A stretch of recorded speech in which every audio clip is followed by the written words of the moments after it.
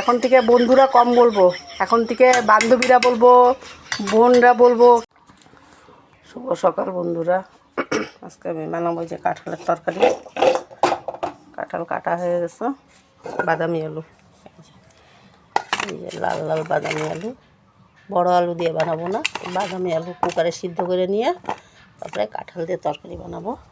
তরকারি কাঁঠাল সিদ্ধ করা হয়ে গেছে হলুদ লবণ দিয়ে। এই যে বাদামি আলু দিয়ে বানাবো। আলু বড় বড় করে কেটে দিতে হয়, তবে আজকে আমি বাদামি আলু দিয়ে কোনোদিন বানাইনি। বানাবো কাঁঠালের তরকারি, আর বানাবো মুরগির তেল দিয়ে বানাবো। কারণ মশলা করা হয়ে গেছে। এখানে আদা রসুন, জিরা না, আদা রসুন কাঁচা লঙ্কা আর গরম মশলা, গোলমরিচ আর পেঁয়াজ এই যে বাটা হয়ে গেছে। এখন আমি দিয়ে দিব ফোড়নে তেজপাতা, দিয়ে দিব সামান্য পরিমাণে পেঁয়াজ,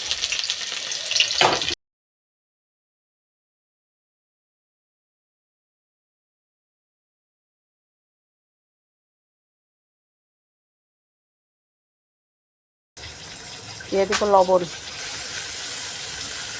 দেব জিরার গুঁড়া,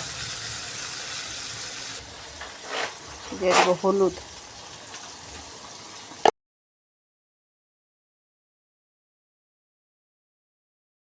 আমি আজকে বাদামি আলু দিয়ে বানাবো। আপনাদের এখানে এই আলুটাকে কী আলু বলবেন, কি নাম বলে আমাকে বলবেন। আমরা এখানে বাদামের মতন দেখতে, রঙটা বাদামের মতন, তাই আমরা বাদামি আলু বলি।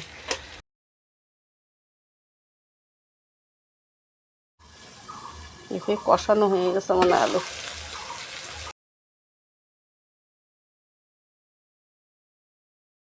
দিয়ে কষাবো, দিয়ে দিব কাঁঠাল।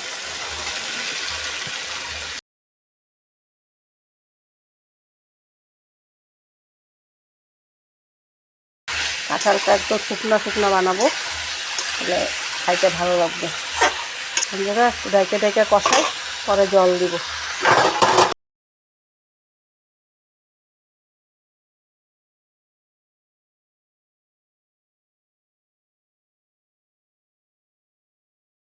দিব জল। আজকে শুকনো লঙ্কা দিই নাই, সব কাঁচা লঙ্কা গোলমরিচ দিয়ে বানানো। সব তো সিদ্ধ করা, জল অল্পই দিয়ে দিই, এটা শুকাইলে হয়ে যাবে। কেন কি মশলা ঢুকতে লাগবে, নাহলে তো ভালো লাগবে না। আমার কাঁঠালের তরকারি হয়ে গেছে, এরকমই শুকনো বানাবো। আর যেটুকু এই যে অল্প রসের মতন আছে, এটা তো আলুতে টাইনে যাবে। এই যে বন্ধুরা, আমার কাঁঠালের তরকারি হয়ে গেছে, দেখেন কীরকম তেল বেরিয়েছে এগুলো। তাহলে বন্ধুরা, আজকের দুপুরে আমি এতটুকুই রাখি। Bye bye.